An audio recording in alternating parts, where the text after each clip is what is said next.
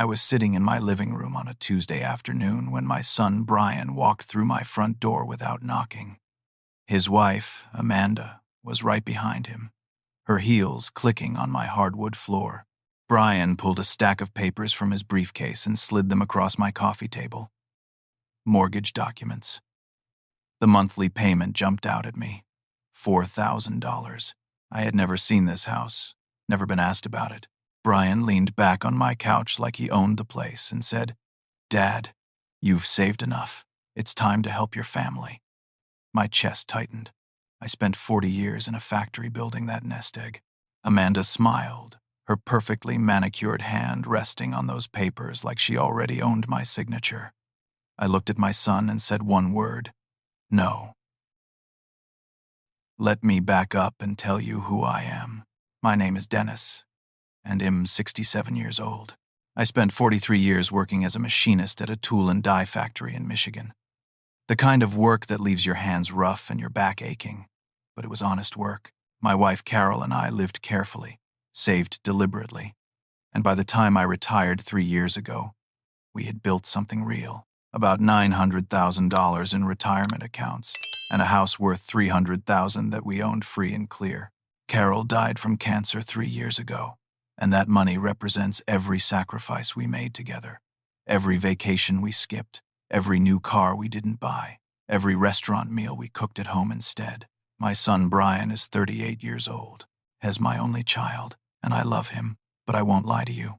Brian has always had a problem with money. Not earning it, exactly. He works in sales and can be charming when he wants to be, but keeping it, that's another story. In his 20s, I bailed him out of credit card debt twice. When he was 30, I helped him cover losses from a business venture that went nowhere. When his first marriage ended and he had his daughter Emily, I gave him $10,000 to help him get settled. I never kept a tally. He was my son.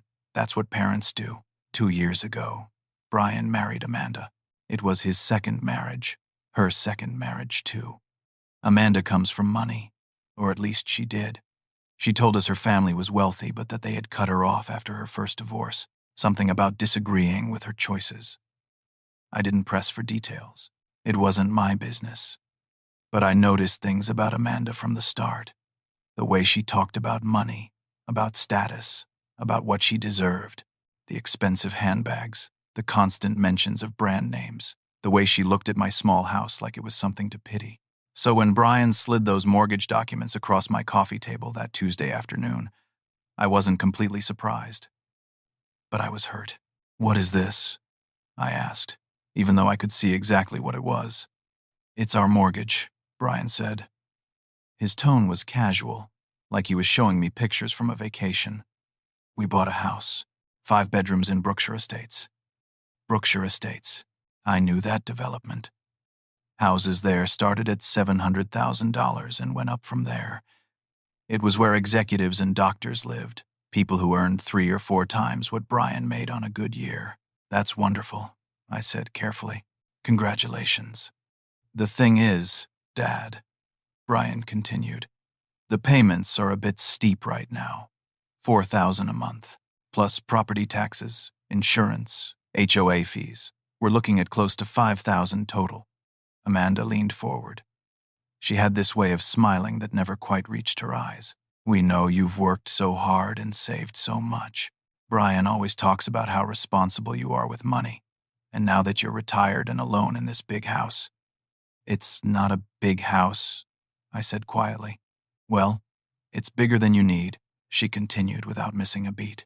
"You're just one person now. You don't need much. And we're trying to build a life, start a family, maybe. We need to be in the right neighborhood, around the right people. You understand." I looked at my son. "Brian, do you understand what you're asking me?" "I'm not asking for all of it," he said, and I heard an edge creeping into his voice. "Just help us with the mortgage for a while. A year, maybe 2, until I close some bigger deals. You've got nearly $1 million just sitting there, Dad. You're not using it." "I'm not using it because it's my future," I said. "What if I get sick? What if I need care? What if I live another 20 years? That money has to last." "You're being dramatic," Amanda said. You're healthy. You'll be fine. And isn't family more important than hoarding money in a bank account? The word hoarding hit me like a slap. I had worked since I was 18 years old. I had lived through recessions, through layoffs, through times when Carol and I counted every penny. We had built this security through sacrifice, not luck. I can't do this, I said firmly. I'm sorry, but no. Brian's face changed. The casual friendliness evaporated. Can't or want? Both, I said. I can't jeopardize my future, and I won't enable you to live beyond your means. Enable? Brian stood up, his voice rising. That's what you think this is. I'm your son, Dad. Your only child. Mom's gone. I'm all you have left. And you're choosing money over me. I'm choosing to be responsible, I said. You bought a house you can't afford. That's not my emergency. Amanda stood too, her expression cold now. We thought you loved your son. We thought family meant something to you. I guess we were wrong. You don't know anything about what family means to me, I said, feeling my own anger rising. I raised Brian. I paid for his education. I helped him when he needed it. But paying for a mansion you don't need? That's not love. That's foolishness. It's not a mansion. Brian snapped. And we do need it. Do you know what kind of clients I'm trying to attract? Do you have any idea how sales works in the modern world? Image matters. Where you live matters. Amanda needs to be able to host events, to network with the right people. Then you should have thought about that before you signed a $700,000 mortgage, I said. Brian grabbed the papers off the table, his hands shaking. You're going to regret this, Dad. We gave you a chance to do this the easy way. We came here out of respect, to give you the opportunity to help us voluntarily. But if you won't help family, then maybe you don't deserve to be treated like family. They walked toward the door. Amanda turned back, and her smile was gone completely now. You're an old man living alone in a run-down house, sitting on money you'll never spend. That's not noble, Dennis. That's just sad. Brian paused at the door. You're going to regret this, Dad. We gave you a chance to do this the easy way. Then they were gone, and I was alone in my quiet house with my heart pounding and my hands trembling. I told myself I had done the right thing, but as I sat there in the silence, all I felt was the cold certainty that something terrible was coming. I had no idea how right I was. For 2 weeks, I heard nothing. I tried calling Brian 6 times. Every call went straight to voicemail. I left messages. Son, can we talk about this? Can we figure something out? No response. I texted him. Nothing. It was like he had erased me from his life. I thought maybe that was it. Maybe they were just angry and needed time to cool off. Maybe eventually we would talk and work through this. I was angry too. But he was still my son. I still loved him. Then the certified letter arrived. It was a Thursday morning. The mail carrier knocked on my door and handed me the envelope, made me sign for it. My hands were shaking as I opened it. The words jumped out at me. Summons and complaint. I was being sued by my own son and his wife for $800,000. I had to sit down. I read through the legal language, barely understanding most of it. Words like promissory estoppel and detrimental reliance swam before my eyes. But the basic claim was clear enough.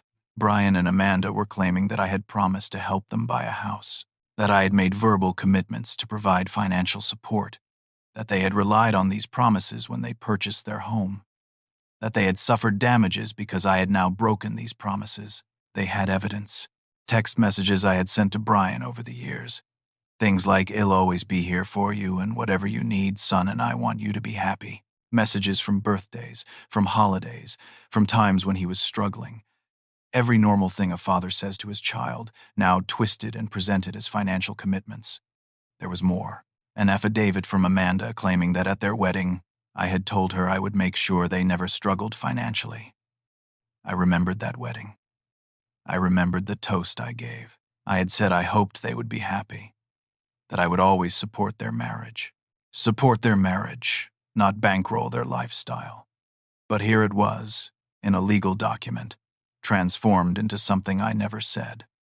I felt sick, actually physically sick. I barely made it to the bathroom before I threw up. My son was suing me, my own son, for money I never promised, for a house I never agreed to buy. I needed a lawyer. I called the only attorney I knew, a man named Gerald Patterson who had handled my will after Carol died. Gerald was in his late 50s, had a small practice handling family law and estate planning. When I explained what was happening, there was a long silence on the phone. "Dennis," he said finally, "I need you to come to my office. Today, if you can." 2 hours later, I sat across from Gerald in his cramped office. He had read through the lawsuit twice. His expression was grim. "This is a shakedown," he said bluntly. "I've seen cases like this. Adult children who think they're entitled to their parents' money before the parents are even dead. They use the legal system as a weapon. Can they win?" I asked. My mouth was dry. Win? Probably not. These text messages don't constitute a contract. The wedding toast she describes, even if you said exactly what she claims, isn't a legally binding promise. But here's the problem, Dennis. Even frivolous lawsuits cost money to defend. A lot of money. How much? If this goes all the way to trial, $50,000 to $70,000 in legal fees, maybe more. The number hit me like a punch. $50,000 to $70,000, just to defend myself against lies.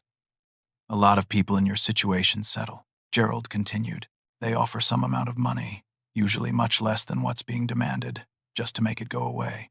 The plaintiffs usually accept because they know they probably can't win at trial. It's legal extortion. But it works.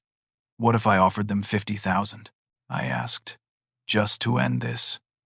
Gerald shook his head firmly. "Bad idea. Terrible idea.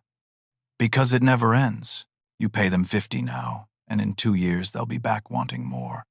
You'll have established that you can be threatened and you'll pay. You might as well hang a sign around your neck that says easy target. So what do? You fight. You make them prove their case. You make them answer questions under oath.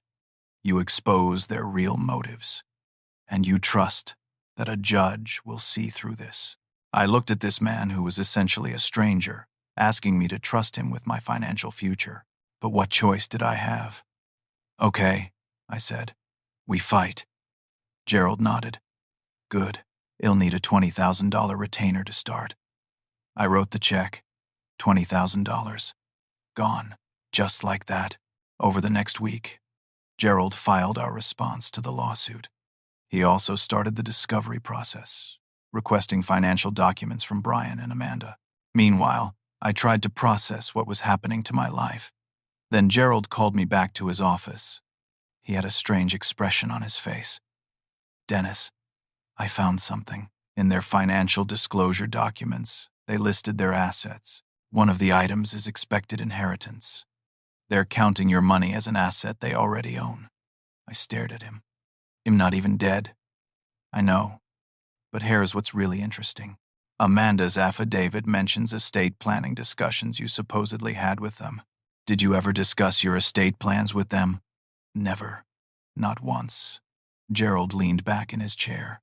"I think they've been planning this for a while, Dennis. Longer than 2 weeks. I think they bought that house counting on your money, and when you said no, they moved to Plan B. The lawsuit." "How long?" I asked. "How long have they been planning to sue me?" "I don't know yet, but I'm going to find out." As I drove home that evening, I realized something that made my stomach turn. My son hadn't just gotten angry and made a rash decision. He had plotted this. He had married a woman who saw me as a bank account. Together, they had calculated how to take what I had spent 40 years building. I thought about Carol, about how much she had loved Brian, how proud she had been of him. What would she think if she could see him now? I knew the answer. She would be heartbroken, just like I was. The next 3 months were the worst of my life. Gerald worked through the discovery process, which meant both sides had to turn over documents, emails, text messages, anything relevant to the case. Brian and Amanda's lawyer was a man named Scott Brennan, and he was exactly the kind of attorney you hope never to meet. Aggressive, condescending, willing to twist every word. I had to sit for a deposition. 6 hours in a conference room with Scott Brennan asking me questions while a court reporter typed every word. Gerald sat beside me, but mostly I was on my own. Brennan went through every gift I had ever given Brian. The $10,000 when Emily was born, the money I had given him in his 20s, the time I paid for his car repair when he was broke. "So you have a history of giving your son money," Brennan said. It wasn't a question. "I have a history of helping my son when he needed help," I corrected. "And isn't paying for a house helping him? Paying for a house he can't afford isn't helping him. It's enabling him to make bad decisions." "Bad decisions? So you think your son makes bad decisions with money?" "I think everyone makes mistakes. I've made mistakes. But you're sitting on $900,000 while your son struggles. Doesn't that seem unfair to you?" "My son isn't struggling. He bought a $700,000 house. That's not struggling." "Hess, struggling to pay for it. Because you broke your promise." "I never made a promise. You said I'll always be here for you." "Those are your words, Mr. Dennis. In a text message. How is that not a promise? It's a father telling his son he loves him. That's all it ever was. Back and forth like this for 6 hours. Every answer I gave, Brennan tried to twist into something ugly. Tried to make me sound like a wealthy miser, like someone who valued money over family. By the end, I was exhausted and humiliated. But then Gerald got his turn. He deposed Brian and Amanda, and he requested their financial records going back 2 years. What he found made my blood run cold. Gerald called me to his office again. He had printouts spread across his desk. Bank statements, credit card statements, emails. "Dennis, your son and his wife are drowning in debt. The mortgage is $700,000, but that's just the beginning. They have $140,000 in credit card debt. They're leasing 2 luxury cars for a total of $1,500 a month. Amanda spent $60,000 on furniture in 3 months." I stared at the numbers. $60,000 on furniture? They're already 3 months behind on the mortgage, Gerald continued. The bank has sent them warning letters. They're going to lose that house whether you help them or not. "Why did they buy it then?" I asked. "Why did they do this?" "Because they expected you to pay for it," Gerald said. He pulled out another document. "Look at this." It was an email from Amanda to Brian, dated 6 months before they bought the house. "Your father is old and alone. He doesn't need all that money. We need to make him feel obligated. Guilt is a powerful tool." I read it 3 times. The words didn't change. Gerald showed me another email. This one from Brian to Amanda.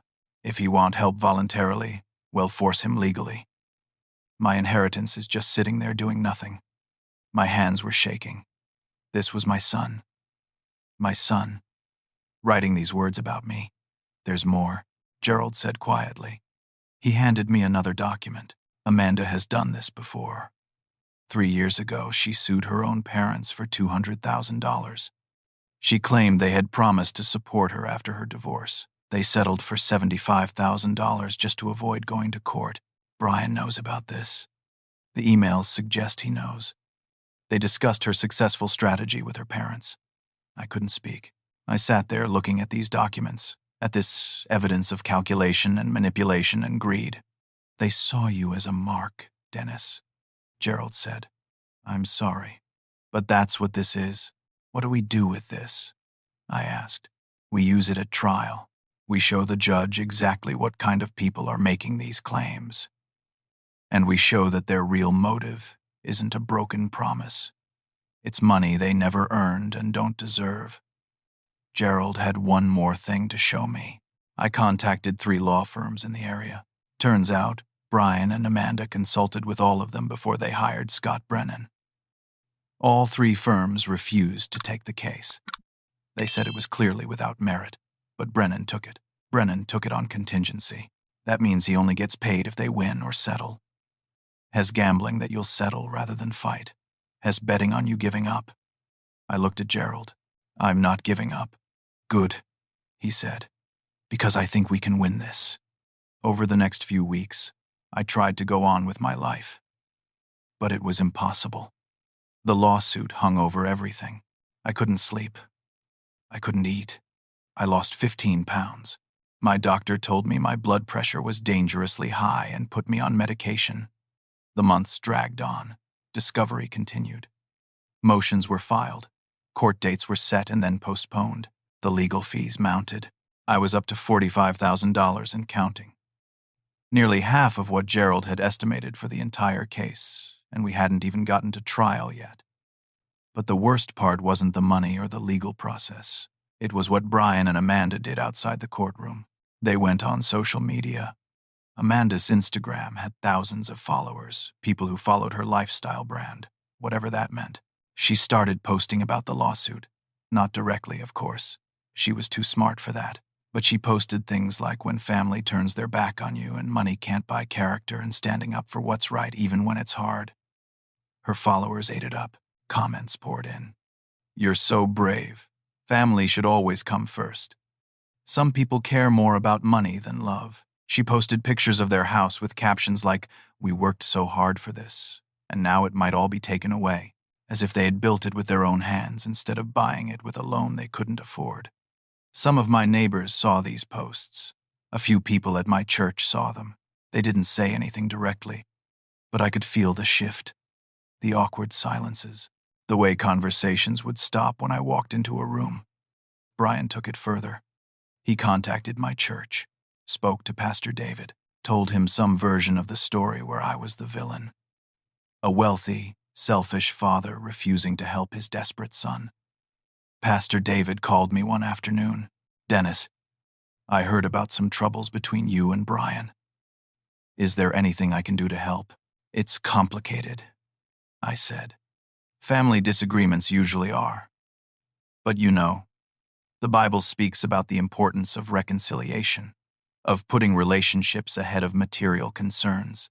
This isn't about material concerns," I said, trying to keep my voice steady. "This is about my son suing me for money I don't owe him."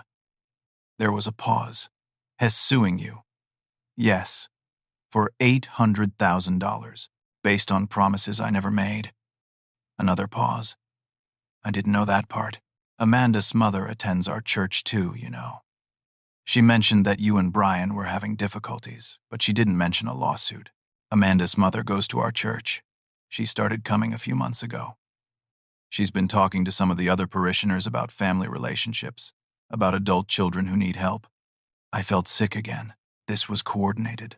They were working the angles, controlling the narrative, making me out to be the bad guy. "Pastor, I can't talk about the details because of the lawsuit, but I need you to know that I'm not the person they're making me out to be. I believe you, Dennis. I've known you for 10 years. Let me do some research on my end." But the damage was done. I felt like everywhere I went, people were judging me based on lies. The worst part came through Emily, my granddaughter. She was 12 years old, smart and sweet, and I loved her more than I could say. Her mother, Jennifer, had primary custody, but Emily spent weekends with Brian. One Saturday afternoon, my phone rang. It was Emily. She was crying. "Grandpa, why won't you help my dad?" My heart broke. "Sweetie, what did your dad tell you?" "He said you have a lot of money and you won't share it. He said we might lose our house because you won't help." "Grandpa, I don't want to lose my room." I wanted to scream. I wanted to tell her the truth, that her father was manipulating her, using her, but she was 12. How do you explain adult betrayal to a child? "Emily, honey, sometimes adults disagree about money. It's complicated. But I want you to know that I love you very much, and I will always be here for you. Whatever happens with your dad's house, you will always have a place with me. Always." "But why won't you just help him, Grandpa?" "Don't you love him?" "I love him more than you can imagine, but sometimes loving someone means not giving them what they want." She didn't understand. How could she? She hung up, still crying, and I sat there in my empty house and cried too. The stress was killing me. Literally. My doctor increased my blood pressure medication, told me I needed to reduce stress or I was at risk for a heart attack. I was 67 years old and felt like I was 80. Gerald called me in for another meeting. He looked concerned. Dennis, I want to present one more option. I know you don't want to settle, but the stress is taking a toll. We could offer them $25,000 just to end this. I think they might take it. $25,000 to make them go away. To make this go away, Gerald corrected. To let you have your life back. I thought about it. I really did. $25,000 would hurt, but it wouldn't destroy me. I could pay it and move on. But then I thought about that email. If he won't help voluntarily, well, force him legally.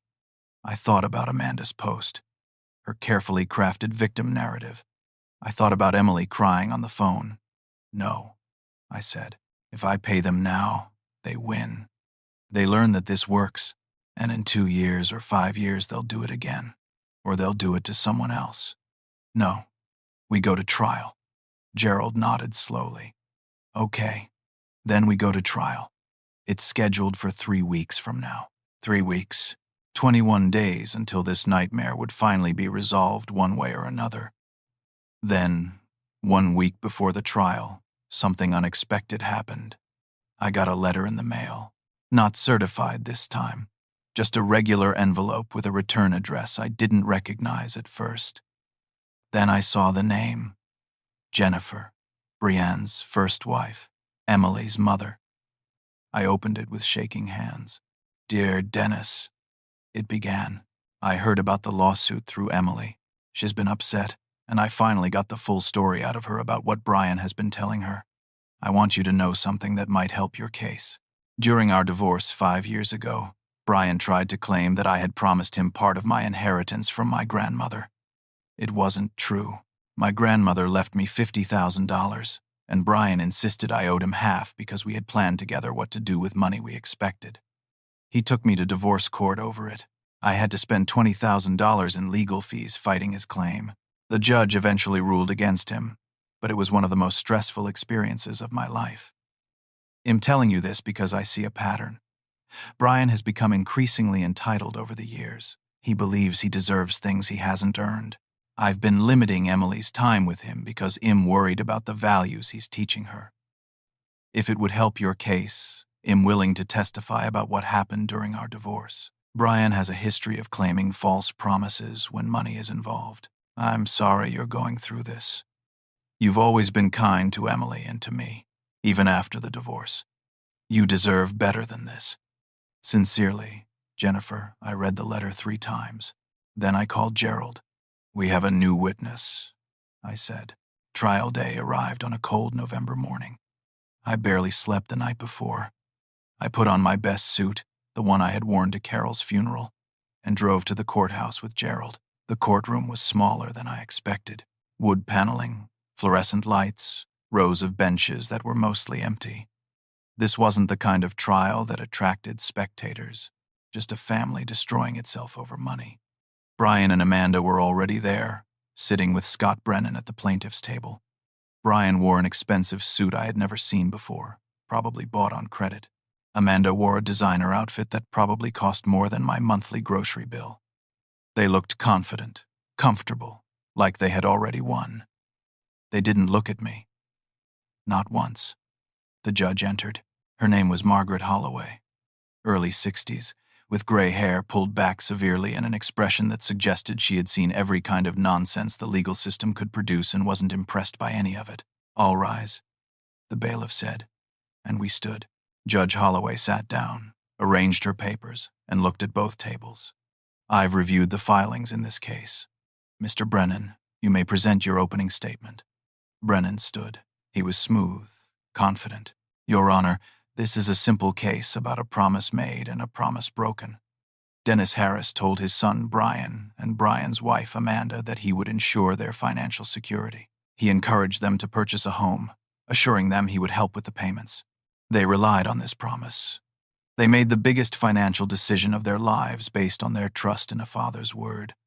And then, without warning, without explanation, Mr. Harris changed his mind. He has nearly $1 million in savings, Your Honor. He lives alone in a modest home. He has more money than he could possibly need for the remainder of his life. And yet, He refuses to honor his commitment to his own son. The evidence will show a pattern of promises. Text messages saying, "I'll always be here for you and whatever you need." Testimony that at Brian and Amanda's wedding, Mr.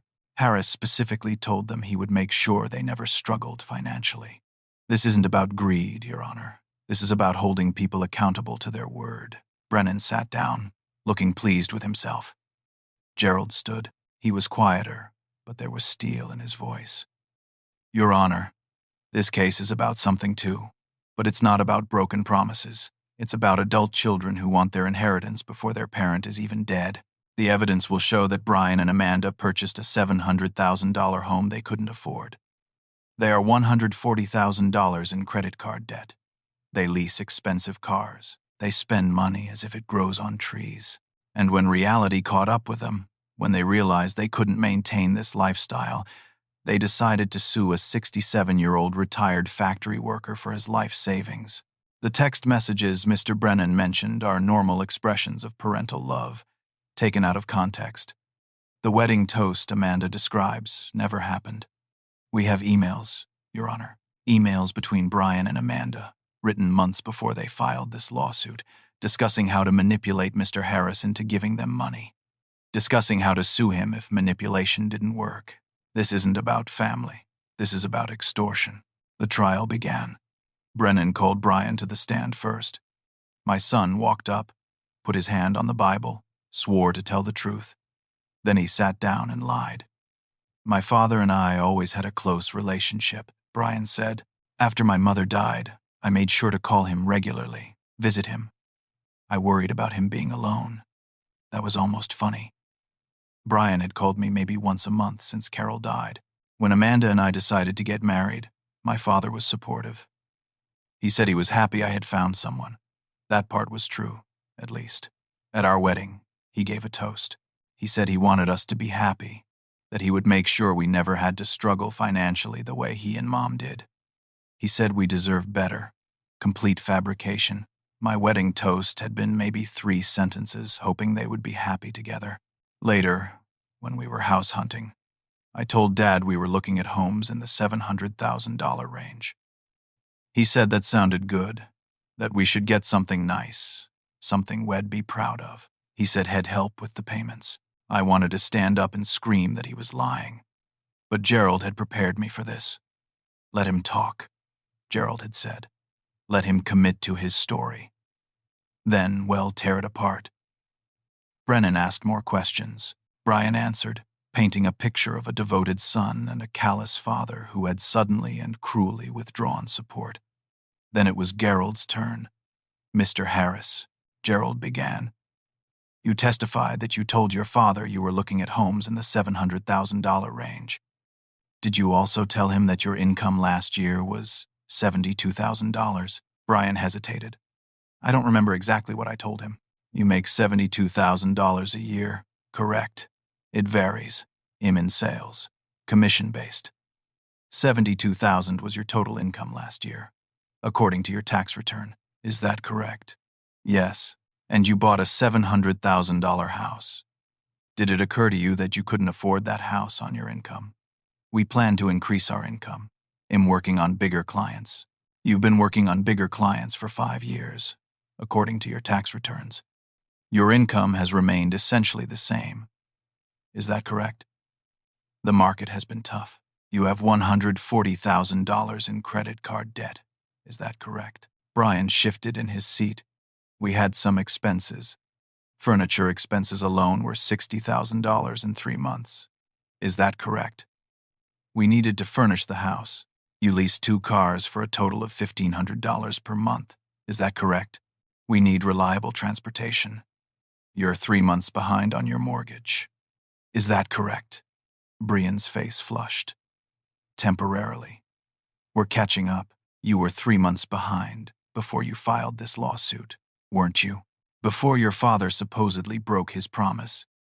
You were already failing to pay the mortgage. That's not relevant. I think it's very relevant. You bought a house you couldn't afford, and now you're trying to force your father to pay for it. Isn't that true?" "No. My father promised." Gerald pulled out a document. This is an email you sent to Amanda 6 months before you bought the house. Would you like me to read it?" Brian's lawyer objected, but the judge allowed it. Gerald read the email aloud. "The one about forcing me legally, about the inheritance sitting there doing nothing. The courtroom was very quiet. That's out of context," Brian said weakly. "What context makes that acceptable?" Gerald asked. No answer. Gerald called Amanda next. She was more polished than Brian, harder to shake. She stuck to her story about the wedding toast. But when Gerald asked her about her previous lawsuit against her parents, she became defensive. "That was completely different. You sued your parents for $200,000, claiming they promised to support you after your divorce. Is that correct?" "They did promise. And they settled for $75,000, not because you were right, but because it was cheaper than fighting you in court. Isn't that true?" "No. They settled because they felt guilty." "Did you tell Brian about that lawsuit before you married him?" "I don't remember." "You don't remember suing your own parents?" "I told him at some point." "Did you tell him it might be a useful strategy if his father didn't voluntarily give you money?" She glared at Gerald. "No. You discussed your successful strategy with Mr. Harris' parents in an email. I have it right here." Her face paled. "Then Gerald called me to the stand. I was nervous, but I had been through worse. I told the truth about my 43 years of work, about Carol's cancer and medical bills, about saving carefully all my life, about helping Brian when he truly needed it, but refusing to fund a lifestyle I knew would destroy him. I never promised to buy them a house," I said clearly. "I never told them I would pay their mortgage. I told my son I loved him. That's all. And somehow, that got twisted into an obligation to bankrupt myself for their benefit." Scott Brennan cross-examined me, but his heart wasn't in it. The emails had damaged his case badly. Then Gerald called Jennifer, appearing by video conference. She testified about Brian's attempt to claim part of her inheritance during their divorce, about the pattern of entitlement, about her concerns for Emily. "Brian believes he deserves things he hasn't earned," Jennifer said. "He always has, and he gets angry when the world doesn't agree." Finally, all the testimony was done. Both lawyers gave closing arguments, and then Judge Holloway spoke. "Before I rule, I have a question for Mr. Dennis Harris." I stood up. My legs were shaking. "Mr. Harris, did you ever, at any time, explicitly promise your son that you would pay for a house or provide ongoing financial support beyond what a parent normally provides?" The courtroom was silent.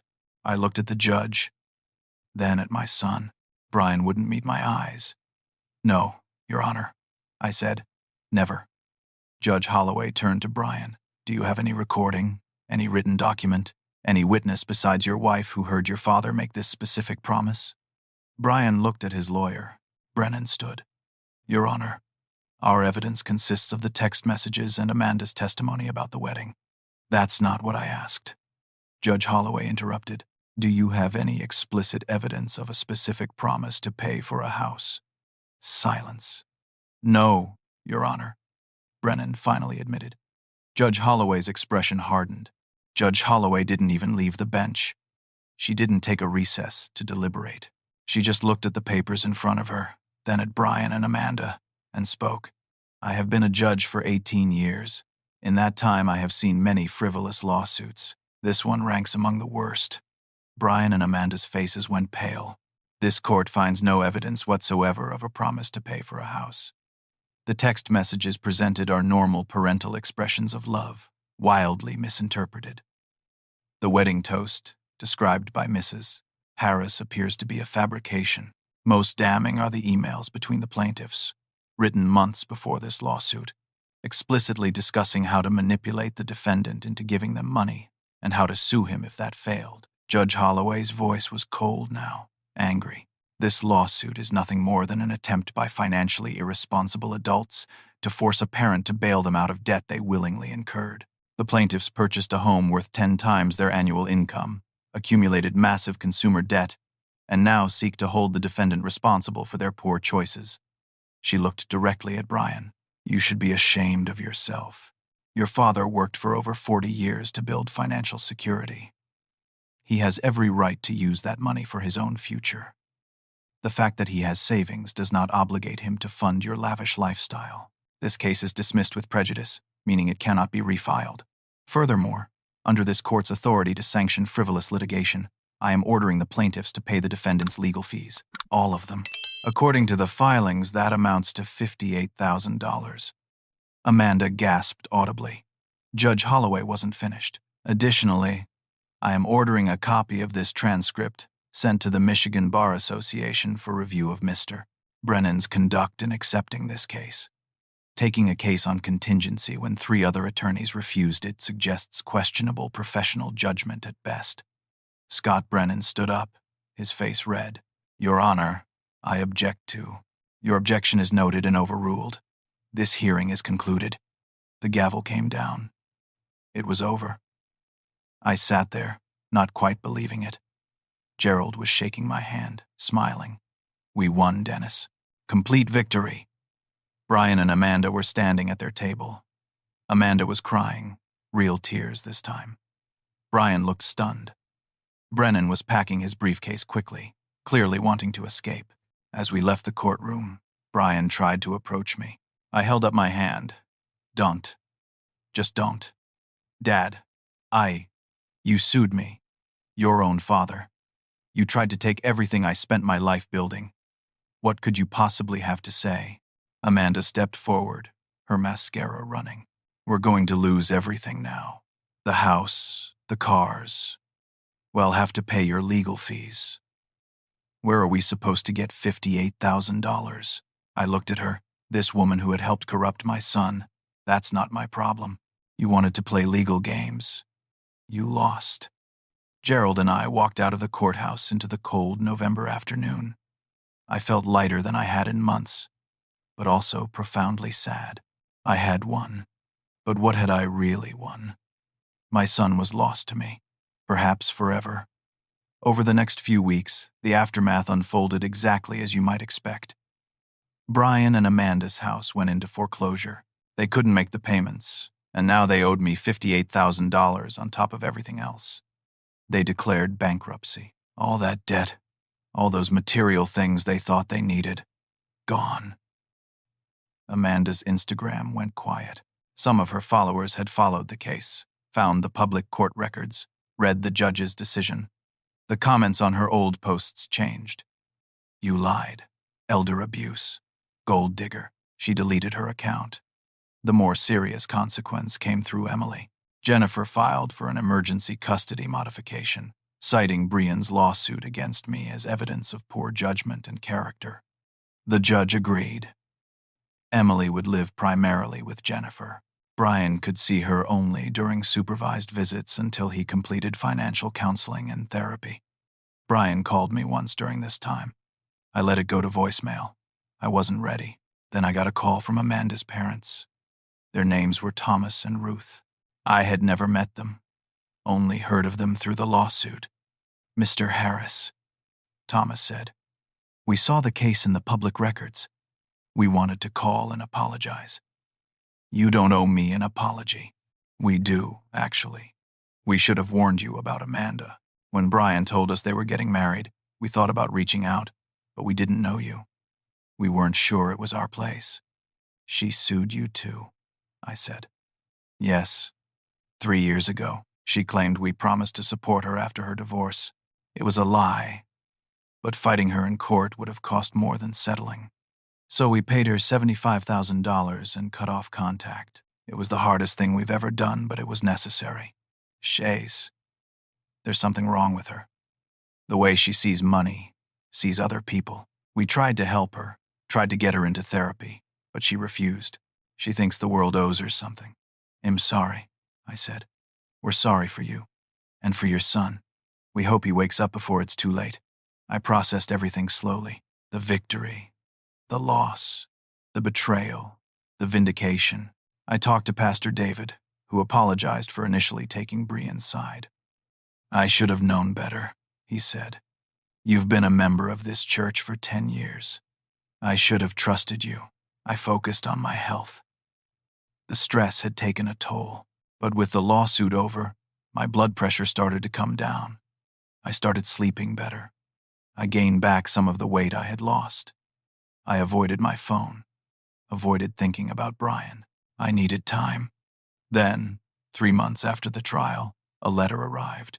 Not certified, not from a lawyer, just a regular envelope with Brian's handwriting. I almost threw it away, but curiosity won. I opened it. The letter was 2 pages, handwritten. Brian's handwriting had always been messy, hard to read, but I made it through. Dad, I don't expect you to read this. I wouldn't blame you if you threw it away, but I need to write it anyway. Losing the lawsuit was my rock bottom. Losing the house, declaring bankruptcy, those were consequences I deserved. But almost losing Emily, that woke me up. I've started therapy. Real therapy, not just anger management classes the court ordered. I'm attending Debtors Anonymous meetings. I'm working with a financial counselor. I'm trying to understand how I became this person. The therapist asked me when I started feeling entitled to your money. I couldn't answer at first, but then I realized it was gradual. Every time you helped me in the past, part of me started to see it as an obligation instead of a gift. Every time you bailed me out, I learned that I didn't have to face consequences. And when I married Amanda, she reinforced all my worst instincts. She saw your savings as our inheritance, and I went along with it because it was easier than admitting I had failed. I failed as a son. I failed as a father to Emily. I failed as a man. Amanda and I are getting divorced. She's already moved out, went to stay with friends. Without your money as a possibility, she lost interest in trying to make things work. I can see now that she never loved me. She loved what she thought I could provide. I'm not asking for forgiveness. I don't deserve it. I sued you. I called you selfish. I tried to take everything you worked for. I used Emily as a weapon against you. These things can't be forgiven, shouldn't be forgiven. I just wanted you to know that I finally see what I became. I see the man I turned into, and am ashamed. You deserved a better son than me. You deserved someone who appreciated your sacrifices, who respected what you built, who loved you more than money. I'm sorry doesn't cover it. Nothing covers it. But I'm sorry anyway. You don't have to respond to this. You don't have to ever speak to me again. I understand. Brian, I read the letter 3 times. I sat with it for days. Part of me wanted to believe it. Part of me was afraid to hope. I didn't respond. Not yet. I needed more time. But I kept the letter. And for the first time in months, I thought that maybe, possibly, my son wasn't completely lost. 6 months passed after the trial. Spring arrived, then summer. I settled into a new normal. The legal bills were paid, covered by the money the court ordered Brian and Amanda to pay me. They were making monthly payments, small amounts, but something. I thought a lot about Brian's letter during those months, about whether people can really change, whether someone can recognize their mistakes and become better. I wanted to believe it, but I wasn't ready to risk being hurt again. Then, 4 months after receiving Brian's letter, I wrote back. Not a long letter, just a few paragraphs. I told him I had received his letter. I told him that I acknowledged he was trying to change, but that real change takes time. Not weeks or months, but years. I told him I wasn't ready to rebuild our relationship yet, but I was willing to see evidence of change over the next year. If he continued therapy, continued financial counseling, continued being a better father to Emily, then maybe we could talk about moving forward. I didn't offer forgiveness. I wasn't there yet, but I offered hope. Meanwhile, I had work to do on myself. I realized that for years, I had confused helping with enabling. I had bailed Brian out so many times that I had taught him he didn't have to be responsible. I had prioritized peace over honesty, smoothing over problems instead of letting him face consequences. Never again. I met with my attorney, Gerald, and created a formal trust for Emily. $300,000, set aside for her education and future, locked away where Brian and Amanda could never touch it. Emily would get access when she turned 25, old enough to use it wisely. I updated my will. Everything else would go to Emily as well, with Jennifer as trustee until Emily was 30. Not a penny for Brian unless he demonstrated real, sustained change over many years. I talked to Gerald about my experience. How many other elderly parents are going through this? I asked. More than you'd think, he said. Elder financial abuse is a growing problem. Adult children who see their parents' savings as their own. Sometimes it's lawsuits like yours. Sometimes it's power of attorney abuse. Sometimes it's just relentless pressure and guilt. I want to help, I said. Gerald connected me with a financial counseling ministry at my church. I started volunteering, helping other seniors understand their rights, teaching them how to set boundaries with adult children, teaching them that saying no isn't selfish. It's self-preservation. I shared my story, anonymously at first, then more openly. Other parents came forward with their own stories. A woman whose daughter had stolen $40,000 using power of attorney. A man whose son had forged his signature on a home equity loan. Story after story of betrayal and manipulation. But also stories of recovery, of setting boundaries and rebuilding lives, of finding peace after years of being used. My health improved dramatically.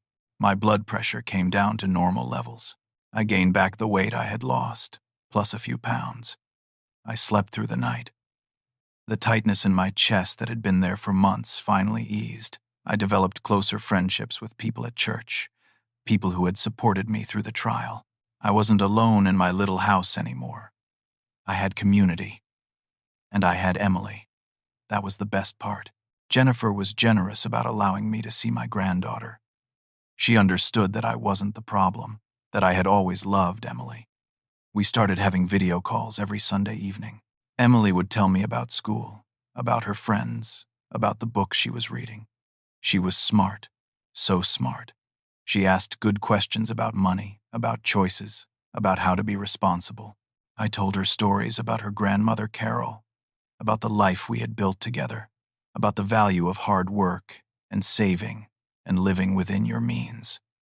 One Saturday, Jennifer brought Emily to visit in person. We went to a local park, just the three of us. Emily was growing up so fast. She was 13 now, thoughtful and mature beyond her years. "Grandpa," she said, as we sat on a bench watching ducks on a pond. "I'm sorry about what Dad did. That's not your fault, sweetheart. I know, but I said mean things to you on the phone. When he told me you wouldn't help, I believed him. You were 12. You trusted your father. That's what children should do. I know better now." Mom explained everything. And I saw some of the court papers. Dad was wrong. I looked at this young girl, already learning hard lessons about family and betrayal. Your dad made mistakes. Bad mistakes. But he's working on changing. That takes courage, too. Do you forgive him? I thought about that. I don't know yet. Forgiveness is complicated. But I hope he keeps trying to be better. For his sake, and for yours. Later that summer, Jennifer told me that Brian had been consistent with his therapy and financial counseling. He had moved into a small apartment, gotten a second job to pay off debts, and was making every supervised visit with Emily. He hadn't missed one. "He asks about you," Jennifer said. "Wants to know if you're okay." "What do you tell him?" "That you're doing well. That you're living your life." In August, exactly 1 year after the trial, I did something I had been thinking about for months. I took Emily on a trip to Washington, D.C. Just the two of us, grandfather and granddaughter.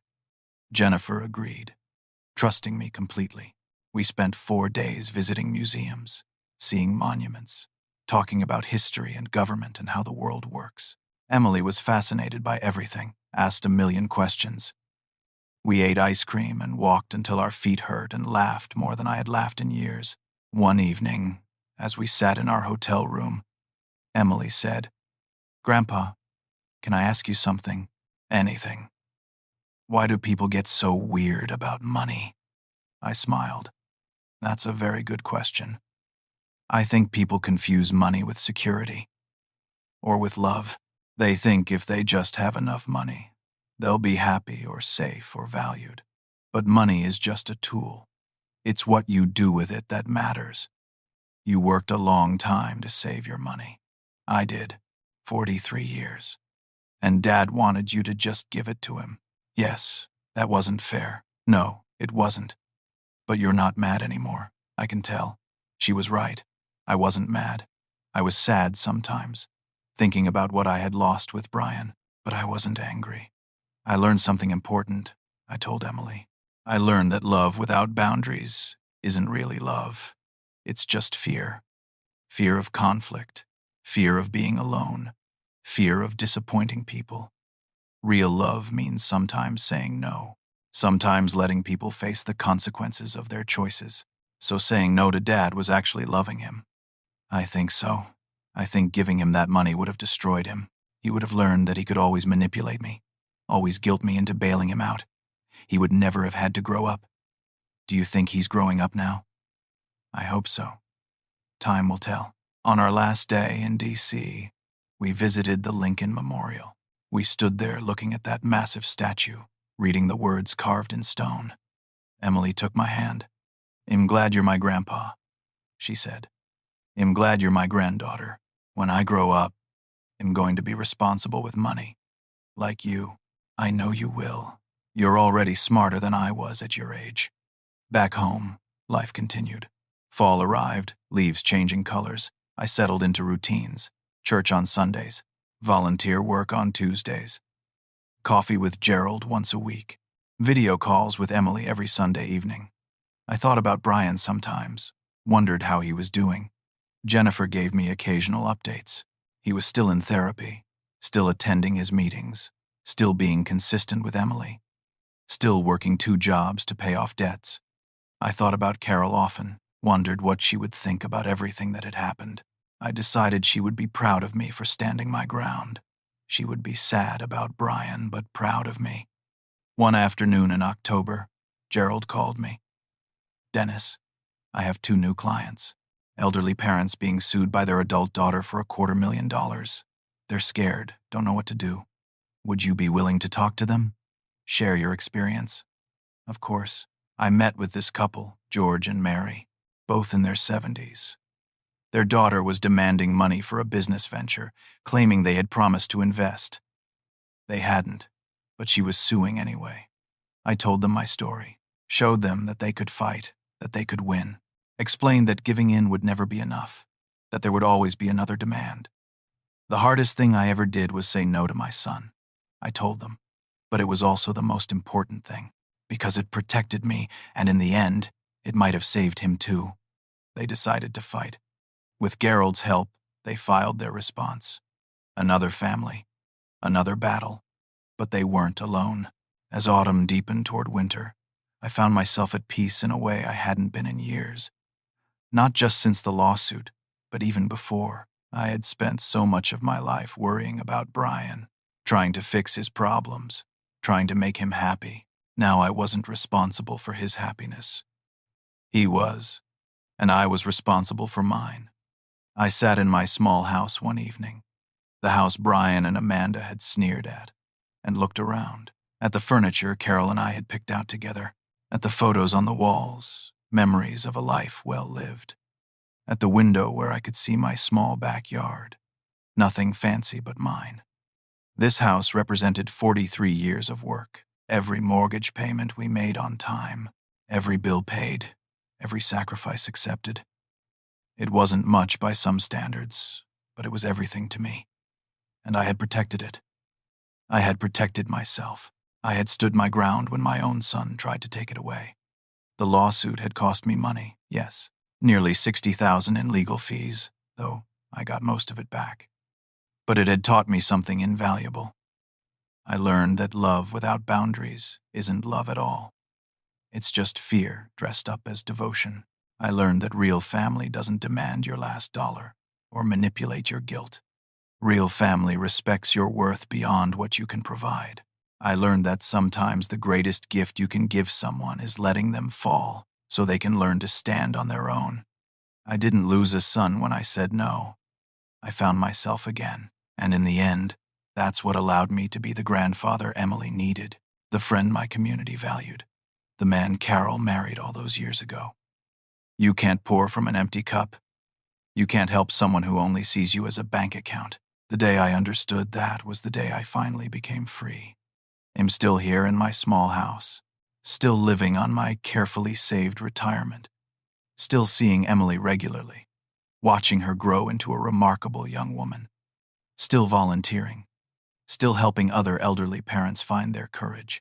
Brian and I exchange emails occasionally now, brief messages. He tells me about his progress.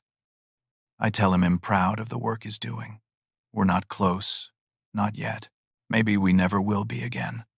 But there's communication, and that's something. Amanda is out of the picture completely. The divorce was finalized last month. She moved to another state, as far as I know.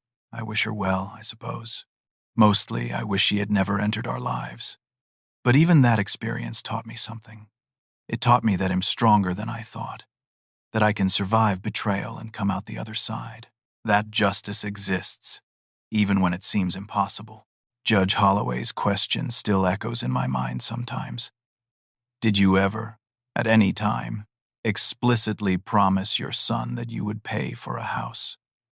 One question, one honest answer, and everything changed. If I could go back and change anything, would I? Would I have given Brian the money to avoid all this pain? No, because giving him that money wouldn't have been love. It would have been cowardice.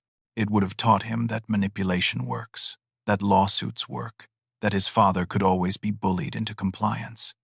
Instead, he learned that actions have consequences, that you can't take what isn't yours, that even fathers have limits. Maybe that's the lesson he needed all along. As for me, I learned that saying no isn't selfish. Protecting yourself isn't cruel. And sometimes the most loving thing you can do is refuse to participate in someone else's destruction. I'm 68 years old now. I have enough money for my future, a granddaughter I adore, and a community that values me. I have peace in my small house, security in my bank account, and clarity about who I am and what I stand for. That's worth more than any amount of money, and it's worth fighting for. So, if you're facing something similar, if someone in your family is pressuring you for money you don't owe them, demanding access to savings you need for your future, let me tell you this. You have the right to say no. You have the right to protect what you've worked for.